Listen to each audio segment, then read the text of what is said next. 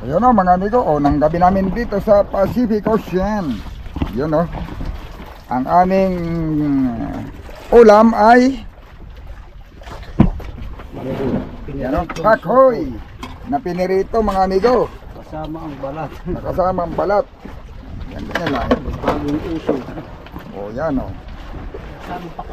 Pagka sa tabi mga amigo, ang ginagawa na ito, pag lalo na pag hindi na masyadong sariwa, pag gusto mong ipirito, tinatanggal na yung balat.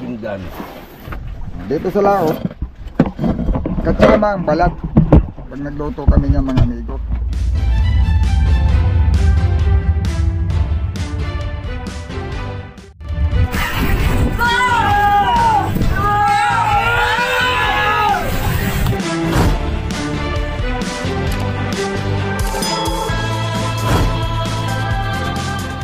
Sabi ng pusit, di ka nga nakain. Ano kumakain?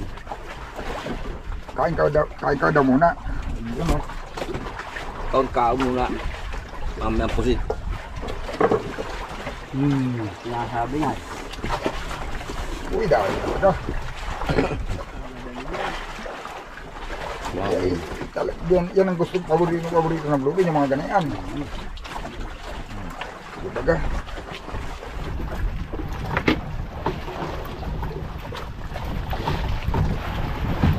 Subo na mga amigo.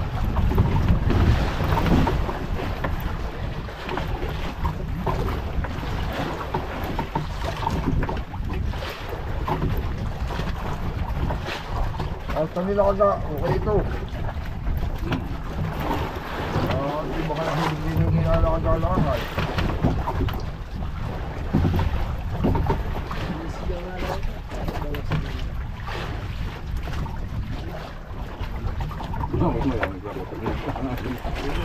Lalagyan ba ng panila sa live?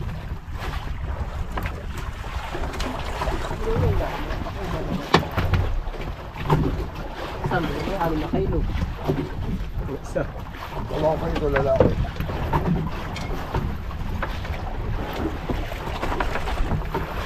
Hindi ho dahil yung tawag nila yun. Balaybay. Kaya. Hindi bihog yan. Ganyan talaga yan. Hindi na naging bihog.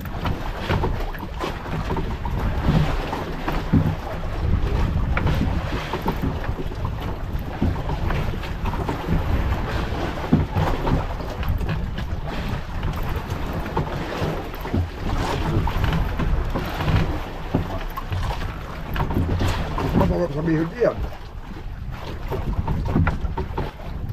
Yan mga amigo, ayos na kainan. Sarap ng ulam ay. Sana mayroon mamaya. Mga amigo, nagpapakita pala kanina, natalon-talon daw yung blue pin at saka bigtuna kanina. Blue pin at saka bigtuna. Sana bukas nasa bodega na yun. Ano tirong? Ano nasa bodega na bukas. Yan mga amigo, oras alas 2:45 ng madaling araw. Yan. Kaninang alauna pa lang, nagpandar na kami ng generator. Uy, santo lang o. Ayan o, malakas ang agos mga amigo. Malakas ang agos, yung mga ibang bangka, patilay, ayan o, dumadaan sa mga gilid-gilid namin, marami nang dumaan. Unang gabi pa namin, kaya hindi pa namin kabisado yung agos sa madaling araw. Ayun, alanganin na rin kung magpapatilay pa kami. Kaya kasagay na namin to mga amigo. Naroon lang din naman. May bigtuna ito ay kahapon nagpapakita no. Bluepin at saka bigtuna. Oo. Baka na malay mo, kakain din siya sa araw. O tsaga-tsagaan lang namin ang ariba mga amigo. Gawa nang nagpapakita ng mga isda. O tsaka hindi pa natin sigurado, baka mamaya pagka yung madaling araw na gaganda lang yung agos. Isa pa, isa ba pagka may pagkakataon naman mga amigo na kahit lang maagos, nakakain talaga ng isda sa gabi. Gawa na may ilaw naman nasilong sa ilaw. Yan o. Ang ang daming ilaw dito dati oh, sa may gawi dito. Ang kaso nagsisipag patilay, ayun oh, nakakalagpas. Marami nang lumampas sa amin. Nandito nang gawi sa likod namin yung iba.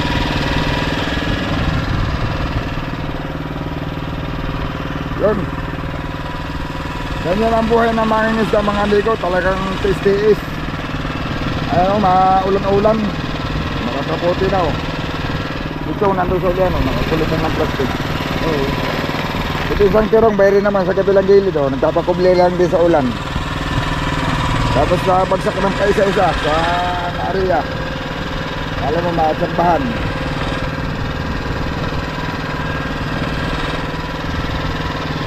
Ganyan ang buhay ng mga maglalaot mga amigo.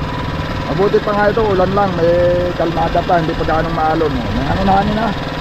May hangin-hangin, pero subasto lang yan, mawawala din yan mamaya. Tapos yung tayo namin, nakabalinsot kami sa hangin. Ayan o. Gawa ng yung hangin at saka yung agos nagkukontrahan. Nakabalinsot yung bangka.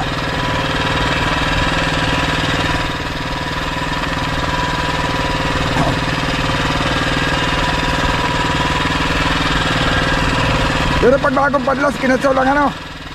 Pag bagong area, hindi naman gaanong lutang. Nalutang lang siya pag nabababad na. Sige.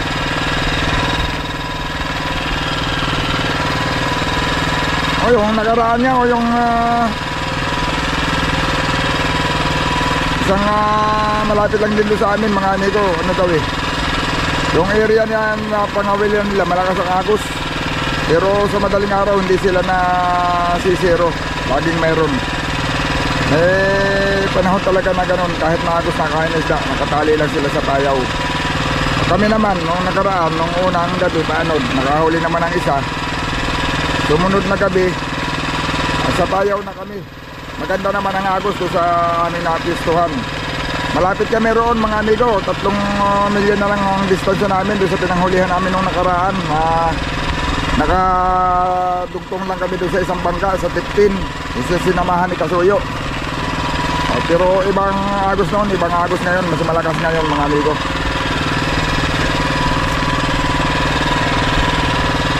Ganyan ang buhay ng mga mingisda mga amigo. Tulog manok.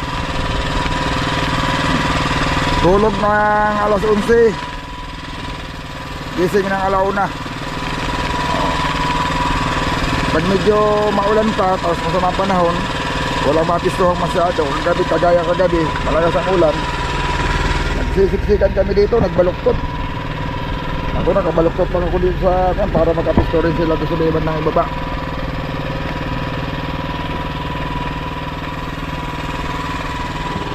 Ayun na, mga amigo, malakas pa rin talaga na ako. Ayun na, silangan.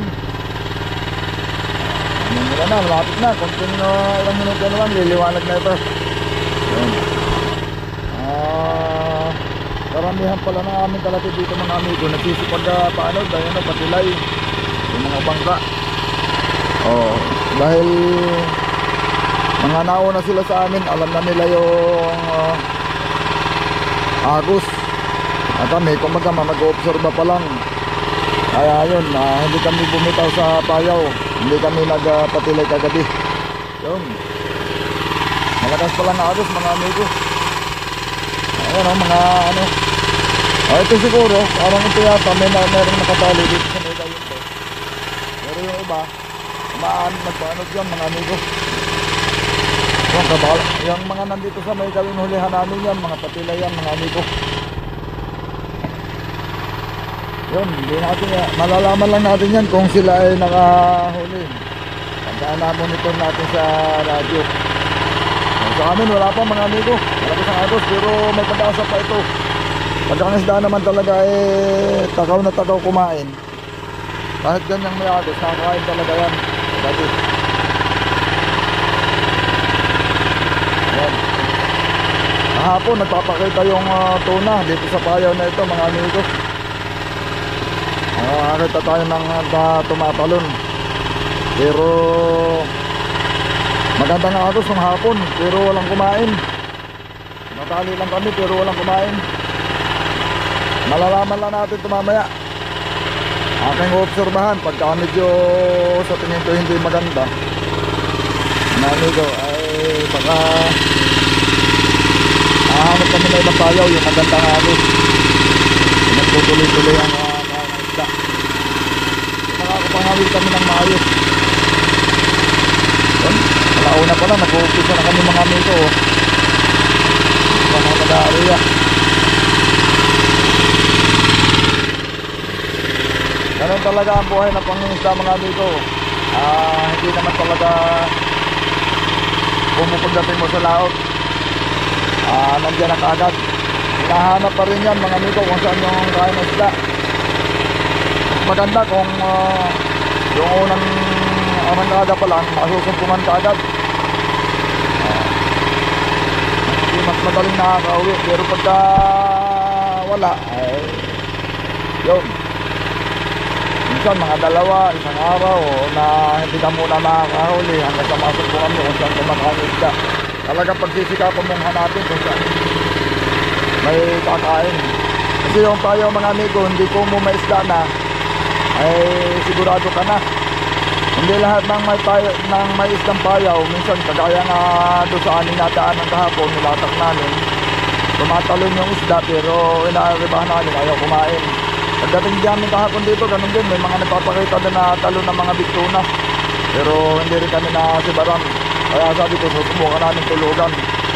Ayun, wala pa rin naman mga amigo, baka mamaya-maya pa. Hindi pa naman talaga ayan o, hindi pa naman talaga lumiliwanag. Ayun, yan naman talaga ang kanisda, yung malapit lang magliwanag. Kadalasan mag-umpisa alas 3 hanggang umaga. Hanggang sa bago magpatay ng generator. Hindi natin alam, malay natin may hihigit pa dyan.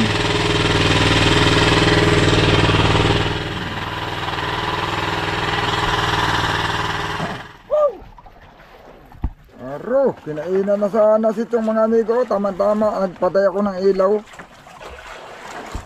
Sayang. Habol, atak. Habol. 40 daw. Wala chong. Ano, padlas? Pamalas sa meter. Sayang. Ha? Talikit ako. Oo, tamang pagpatay ko ng ilaw ay. Wala kang hawak at nagtitigilan. Paktong sibad naman. O, ipagpapatay na naman talaga ng ilaw at uho na. Eh, ang ilaw, ang isda na ay naikot na eh. Pag ganyan na.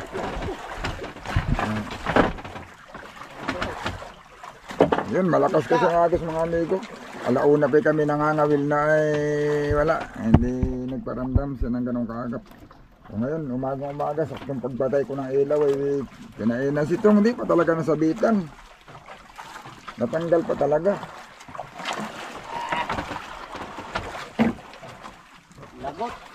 Lagot. Hindi, baka tanggalan yan. Hindi naman napirsay. Lagot.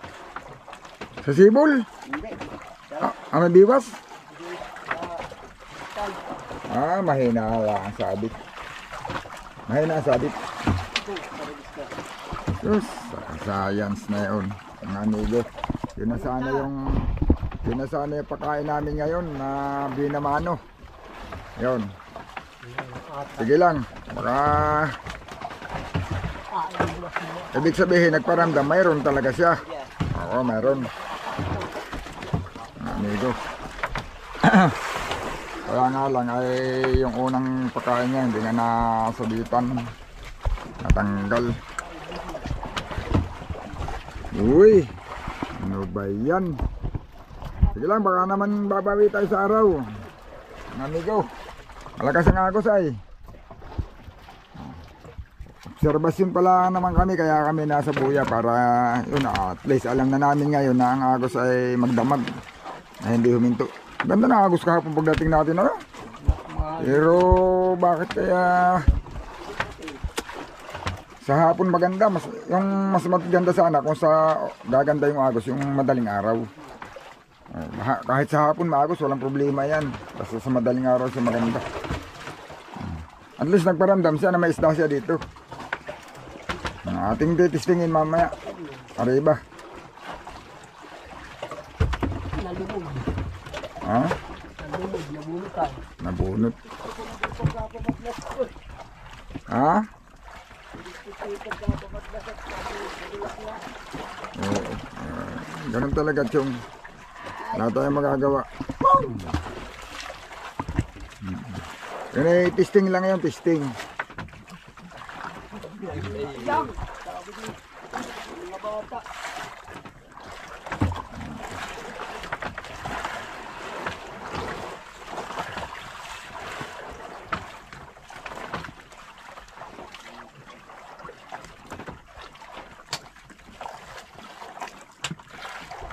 Yan o.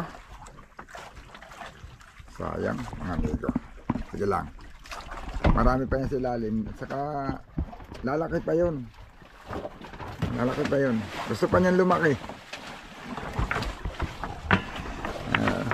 Ayun yata masibad. Yung ibang bangka, gawa nang hindi pa nagkapatid ng ilaw. Oh.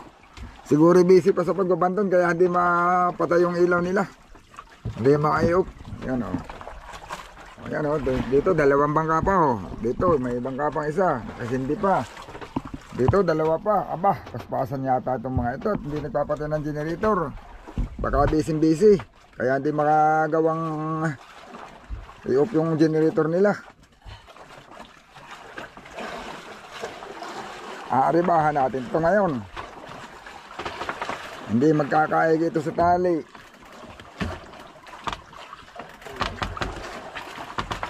Ate lang, titistingin muna ang rebahat. Pagka yung talagang si ayaw dito eh. Hahanapin natin kung nasasaan yung ating surte. Ito yung ano na, pansakunitin natin sa may paiste, ang magandang silid. Paiste na ito. Gawa ng southeast na itong yung agos ay. Yun mga amigo. Nabuo na natin yung isang magdamag, walang kumain. Ganun talaga, hinahanap-hanap lang yan. Pag kung wala dito, di baka sa iba. Kung di kaya, baka naman sa araw. Ganun lang yan. At kahapon nakaka-monitor tayo, parang nahihirapan din sila sa sibad ng isda. Pero ilang araw na din na kami dito tumumal. Baka ito ay bibilo na uli. Mag-umpisa na uli siyang bumilo. Baka umpisa na mamaya. Yun, malalaman nyo yun mga amigo. Abangan nyo lang yung ating susunod na video.